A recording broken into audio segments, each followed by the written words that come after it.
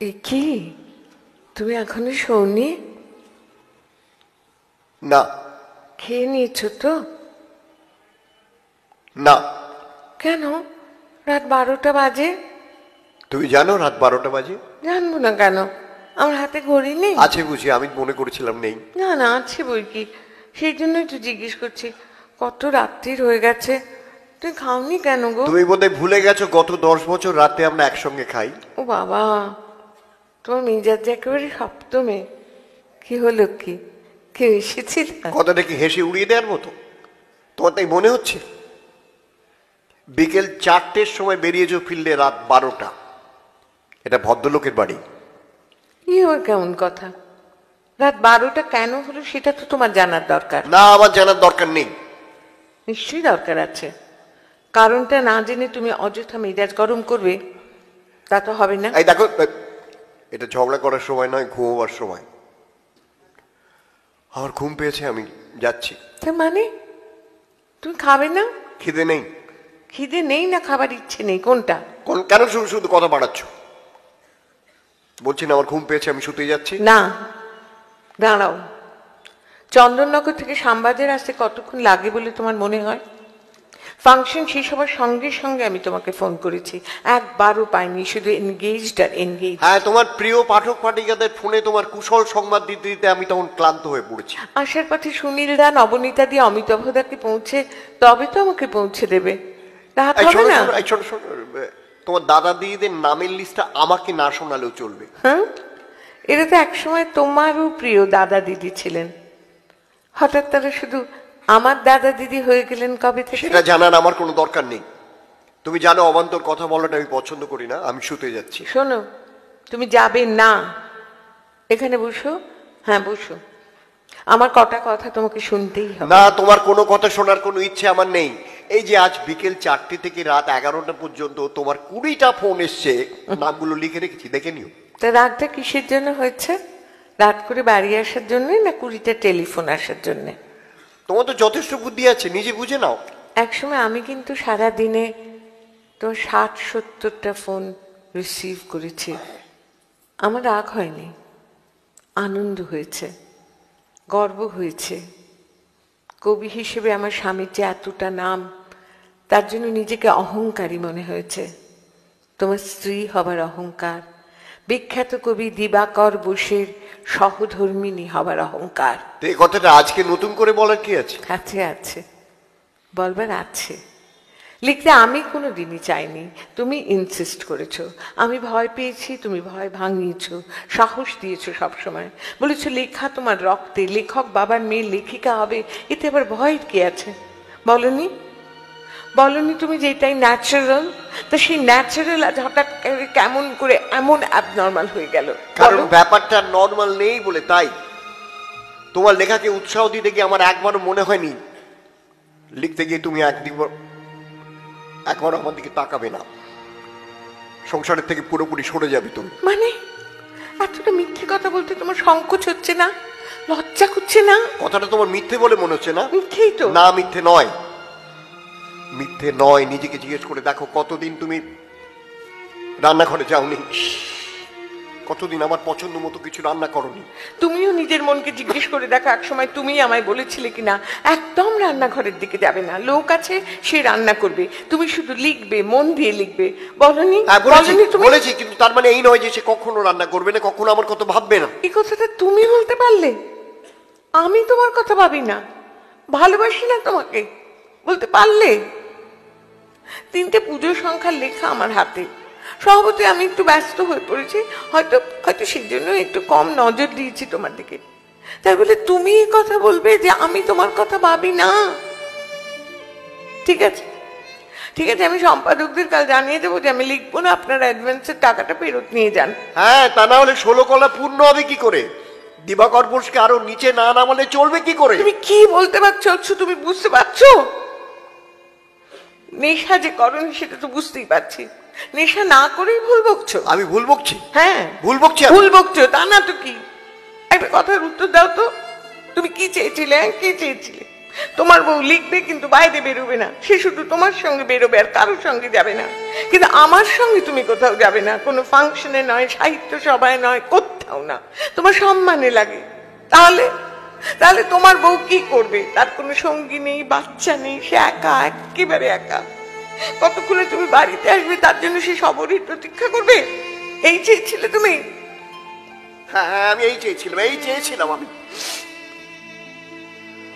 আমি অম্মা বোসের স্বামী হয়ে বাঁচতে চাইনি, অম্মা বোসের সেক্রেটারি হয়ে বাঁচতে চাইনি, আমার নিজস্ব পরিচয়ে কবি, অধ্যাপক, দিবাকর বসু হয়ে বাঁচতে চেয়েছি। কেন কেন কেন চেয়েছো?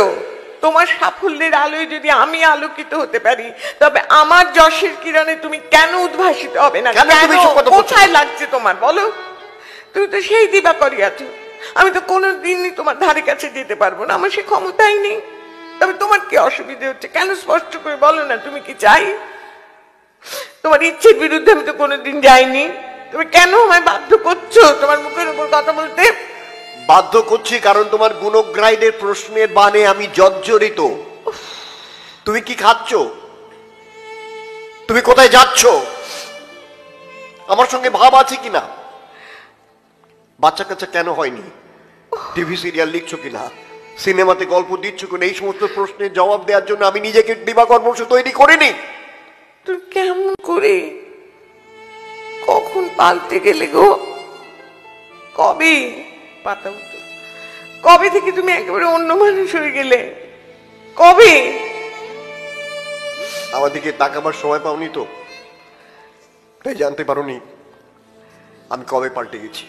আমি অনেক দিন থেকে লক্ষ্য করেছি, আমার পাওয়া ওই পুরস্কার দুটোর দিকে তুমি কখনো তাকাও না, কোনো দিন না। কিন্তু তোমার পাওয়া অফুরন্ত পুরস্কারগুলো আমার প্রাণ, আমার সঙ্গী, আমার জীবন। কিন্তু আমার পাওয়া পুরস্কার দুটোর দিকে তুমি কখনো ফিরেও চাওনি, দেখো নি ওর ভেতর কি লেখা আছে। হ্যাঁ, দেখিনি আমি দেখিনি, কারণ ওর ভেতরে লেখা যে বাঁধা গদগুলো আছে সেগুলো আমার মুখস্থ। দেখো, সব পুরস্কার আমার কিছু যায় আসে না। আমার যে হয়, আমার তো সময় কাটাবার কেউ নেই। ওই পুরস্কারগুলো, তোমার পুরস্কারগুলোই আমার সঙ্গী। লেখা তো মোটে 2 বছর লিখছি, তার আগে তো ওদের নিয়ে আমার দিন কাটতো। তোমার ইচ্ছেতেই আমার প্রথম লেখা ছাপা হয়েছে, তোমারই টাকায়, তোমারই উৎসাহে। কিন্তু পরের গুলো, সেগুলো তো প্রকাশকরা তাদের নিজের ইচ্ছেতে চেপেছেন। লেখাগুলো কি দোষ করেছে? তুমি একটাও পড়নি। আমাকে তোমার কিসের হিংসে? আমি কি তোমার সমান হতে পারি? তোমার লেখাগুলো কিন্তু আমার সব মুখস্থ, সব। সেটা তোমার দয়া, তোমার করুণা, তোমার মহানুভবতা হচ্ছে তো। এবার খুশি? তুমি তুমি এভাবে বলতে পারলে আমাকে? আমি তোমাকে করুণা করি, দয়া দেখাই? চি চি চি চি চি, এইভাবে বললে তুমি? কিছু দরকার নেই, কোনো দরকার নেই আমার লেখার। মরে যাক লেখিকা অম্বা বসু। আমার লেখাকে যদি তোমার একমাত্র শত্রু বলে মনে হয়, তাহলে আমি লিখবো না, কোনো দিন না। শুধু মিসেস দিবাকর বসু আমি বেঁচে থাকবো, শুধু মিসেস দিবাকর বসু। তাই হবে। শোনো আম্মা, কি করছো তুমি? আম্মা কি করছো? শুনেছি আশাপূর্ণা দেবী যখন রাষ্ট্রীয় পুরস্কার পেয়েছিলেন অনেক বেশি বয়সে, তার বৃদ্ধ স্বামী বলেছিলেন, আমার খুব ইচ্ছে করে সারা কলকাতাকে আলো দিয়ে সাজাতে, কিন্তু তা তো আমি পারবো না। আমার পাড়াটাকে আলো দিয়ে সাজাবো। তার ভালোবাসার আলোয় আশাপূর্ণা দেবীকে তিনি উজ্জ্বল থেকে উজ্জ্বলতর করে তুলেছিলেন। কিন্তু আমি তো আশাপূর্ণা নই, আমি তাঁরই পথে পা রাখা অতি ক্ষুদ্র একজন মানুষ। ঠিক আছে, আমি আলোর রোশনাই চাই না, আমি চাই তোমার ভালোবাসার আলোয় তুমি আমাকে সাজিয়ে দাও। আর কিচ্ছু না, কিচ্ছু না, কিচ্ছু না। Sorry, I am very sorry. কি ব্যাপার?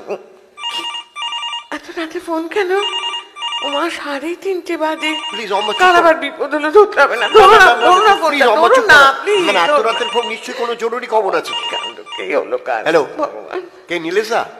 ভগবান, কি? হ্যাঁ, কি বলছেন? কি বলছেন আপনি? অম্মা অ্যাওয়ার্ড পেয়েছে? 60 টাকা নেবে? Very good. ওকে ডাকবো? এক্ষুনি খবর পেয়েছেন? আপনি অফিস থেকে ফোন করছেন? থ্যাংক ইউ নীলেশ দা, থ্যাংক ইউ। নীলেশ দা রং নাম্বার, এটা রং নাম্বার নীলেশ দা। এখানে ভুল জায়গায় আপনি ফোন করেছেন। এখানে অম্বাবতী থাকি না, প্লিজ অম্বা চুপ করো, চুপ করো, চুপ করো, তুমি চুপ করো। রাখছি নীলেশ দা, সকালে দেখা করবো। আচ্ছা ঠিক আছে। অম্বা, এবার একটু শোবে চলো। ওই দেখো ভোরের ছোঁয়া লেগে গেছে চারদিকে। অম্বা, আমাদের জীবনে তো নতুন ভোরের ছোঁয়া লাগতে পারে। একটু ঘুমিয়ে নাও। কাল সকাল থেকে নতুন লেখাগুলো ঠিক করতে হবে তো। কাল থেকে আমি তোমার সঙ্গে সব জায়গায় যাও। না না না, তুমি একা নয়, আমি খুব ভুল করছিলাম। আমি তোমার পাশে থাকবো। এবার শো, চোখ বুঝো, আমি তোমার মাথায় একটু হাত বুলিয়ে দিই। অম্বা, তুমি ঘুমো। তোমাকে একটা রিকোয়েস্ট করবো। নিশ্চয়ই, বলো বলো তুমি।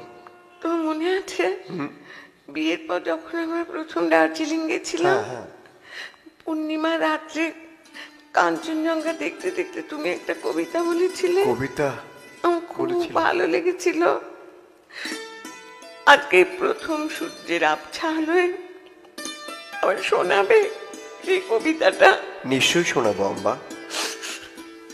দুজনের চোখে দেখেছি জগৎ, দোহারে দেখেছি দোহে, মরুপথ তাপ দুজনে নিয়েছি সহে। ছুটিনি মোহন মরিচিকা পিছে পিছে, ফুলাইনি মন সত্যেরে করি মিছে। এই গৌরবে চলিব এভাবে, যতদিন দোহে বাঁচি।